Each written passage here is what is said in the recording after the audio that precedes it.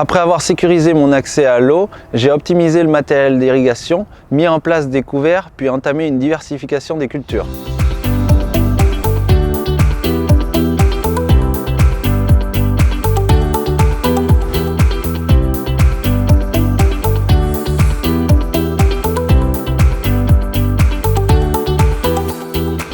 Paul Guillaumont, agriculteur à Saint-Martial-l'Artancé, sur une exploitation de 100 hectares, produisant essentiellement du maïs, des tomates et des betteraves porte-graines. L'exploitation se situe dans la vallée de l'Isle, mais ici elle a la particularité d'être irriguée grâce à des lacs collinaires qui sont remplis l'hiver grâce à un ruisseau qui traverse l'exploitation. Cela est donc du pompage hivernal qui permet de subvenir aux besoins des cultures durant leur cycle en été. Cela est un gros plus pour l'exploitation parce que ça assure une sécurité en eau qui permet de subvenir aux besoins des cultures tout au long de leur cycle. Cela me permet d'apporter jusqu'à 270 mm par hectare. Les sols sont sablo-limoneux, couramment appelés des boulbènes parce qu'ils ont un sous-sol argileux. Donc ils ont la particularité d'être très humides en hiver, ce qui demande du drainage, ce qui est d'ailleurs le cas sur mes parcelles. Et en contrepartie, l'été, malheureusement, ils sont plutôt secs parce que la réserve utile est de 70 à 80 mm, ce qui fait que l'irrigation est indispensable pour sécuriser les rendements et la production.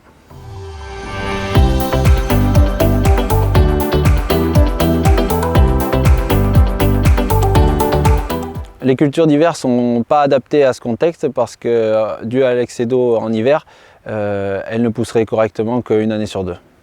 Depuis que je me suis installé, j'ai cherché à diversifier mes productions pour assurer mon revenu. C'est pour ça que j'ai commencé les betteraves semences dès mon installation, ce qui m'a permis de le conforter et d'apporter une autre source, parce que le maïs grain est quand même une source de revenus assez variable due au marché. Depuis 2 ans, j'ai eu l'opportunité de faire des tomates pour la transformation, donc de plein champ, et ça m'a encore amélioré mon système dans ce sens-là. Donc je suis bien sûr ouvert à faire des nouvelles productions, mais pour le moment il y a très peu d'opportunités. Une des choses qui ont permis d'accéder à ces contrats et aux cultures à haute valeur ajoutée, comme on dit, c'est évidemment l'accès à l'eau. Et sans ces lacs qu'a creusé mon père, aujourd'hui je n'aurais pas de culture sous contrat, je n'aurais pas de production de légumes sur l'exploitation et pas de production de semences. C'est vraiment, de toute façon, s'il n'y avait pas d'eau sur cette ferme et s'il n'y avait pas eu les étangs, aujourd'hui je ne serais pas agriculteur parce que sur 100 hectares on ne peut pas en vivre avec des cultures non irriguées dans ce contexte où les rendements sont hyper aléatoires.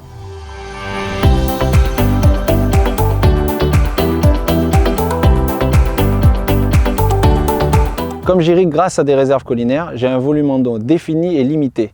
Ce qui me fait prendre conscience qu'il faut absolument parfaitement la gérer et l'utiliser de manière la plus efficiente possible. C'est à ce sujet que j'ai investi dans les pivots pour apporter de l'eau de la manière la plus homogène possible. Et j'utilise aussi beaucoup d'outils d'aide à la décision. J'utilise des sondes tensiométriques mais aussi beaucoup de bilans hydriques pour gérer à la parcelle mon irrigation. Le bilan hydrique est parfaitement adapté pour les grandes cultures parce que les modèles sont bien au point, on va dire. Du coup, j'utilise pour le maïs à la parcelle et cela est vraiment juste comparé à ce que je fais ne serait-ce qu'à la pelle-bêche à l'ancienne ou même avec des sondes tensiométriques qui sont parfois dans mes champs. Par contre, pour des cultures nouvelles, j'utilise des sondes capacitives parce qu'elles me permettent de gérer quand on n'a pas de modèle.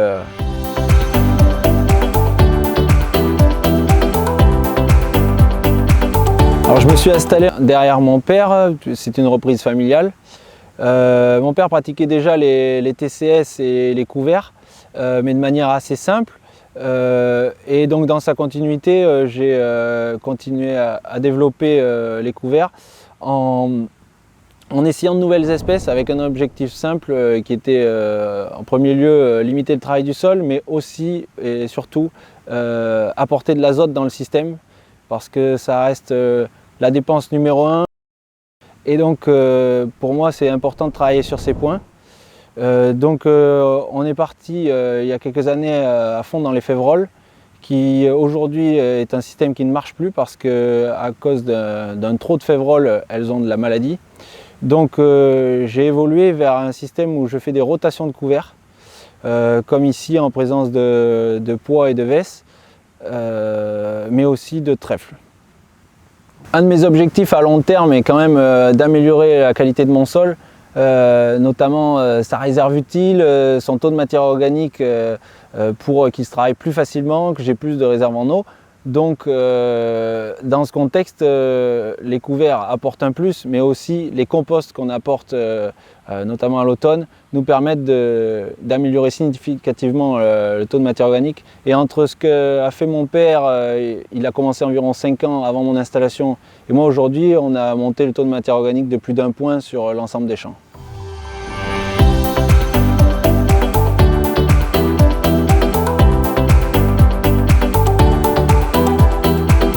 Le travail du sol est en TCS, c'est le cas depuis 20 ans sur cette ferme. Alors il évolue au gré des années, tout simplement. On s'adapte, il n'y a pas de règles précises. Il y a des années où je suis sûr, il y a des années où je travaille superficiellement. Parfois je fais du semi direct. Je m'adapte au contexte et à l'année. Et aussi aux couverts, parce que la destruction des couverts engendre des techniques de travail du sol différentes. Alors déjà les couverts ont énormément changé notre manière de travailler le sol par rapport à son humidité. Parce que les couverts ont l'inconvénient d'assécher les sols avant les semis. Donc aujourd'hui je m'en sers comme un outil pour gérer l'humidité de mes sols et les travailler en bonnes conditions. En fait je détruis les couverts quand l'humidité du sol est parfaite pour travailler le sol. C'est ça qui me donne mon moment de destruction. Et donc après, je travaille après de manière générale après destruction avec la fissuration en combiné, donc dans Michel combiné à herse rotative, puis semoir.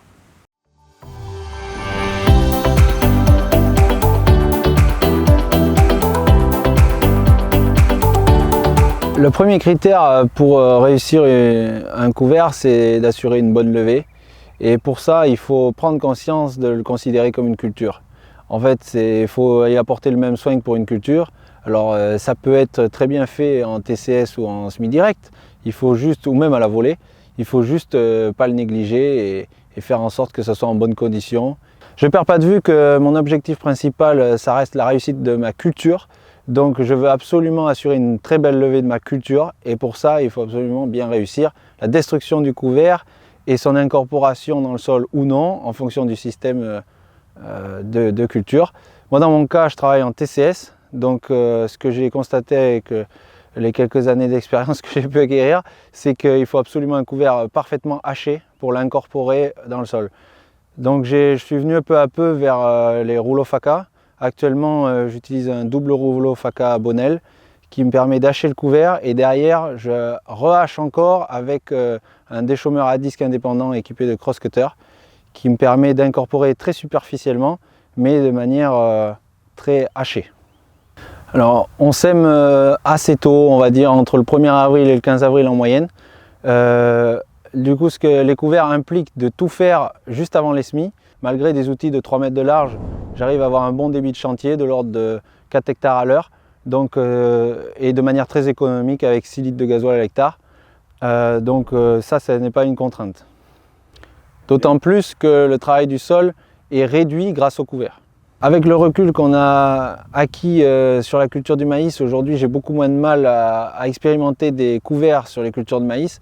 En revanche, sur des cultures plus techniques à implanter et avec des systèmes plus traditionnels d'implantation, je pense notamment aux tomates et aux betteraves, je suis beaucoup plus prudent sur les espèces de couverts que j'utilise et je cherche des espèces très faciles à détruire. C'est pour ça que sur ces surfaces-là, j'ai encore fait de la févrole, mais qui malheureusement ne marche plus très bien chez moi.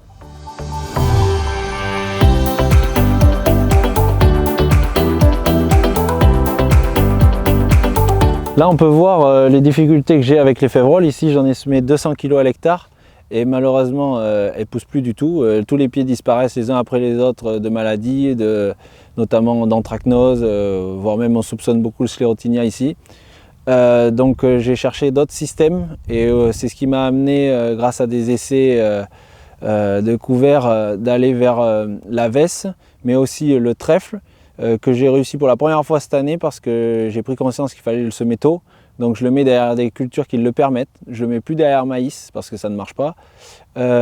Donc c'est tout un système à revoir et aujourd'hui je me sers de mes cultures que j'ai apportées pour diversifier mon assolement et mes revenus, pour aussi diversifier mes couverts végétaux. Dans les choses que j'ai essayé, j'ai d'abord essayé de rajouter des graminées pour essayer d'avoir moins de maladies, ce genre de choses, mais les graminées prenaient le dessus sur tout, donc ça n'était pas du tout une solution. En plus des grosses difficultés de destruction. Et puis je cherchais aussi à avoir toujours un maximum d'azote. On a essayé à peu près toutes les légumineuses qu'on nous a proposées, notamment avec Daniel Philippe et Philippe Moucault, la Chambre d'agriculture de Gironde. Et on en est arrivé à la Vesse velue, aux mêmes communes, qui étaient des très bons candidats pour remplacer la févrole, que j'utilise sur la majorité de ma surface aujourd'hui, derrière maïs. Puis le trèfle que j'ai pu essayer, comme je vous dis, là je l'ai mis derrière céréales, mais à l'avenir je pense que je le mettrai derrière tomates, étant donné que c'est compliqué de faire des céréales dans ce contexte.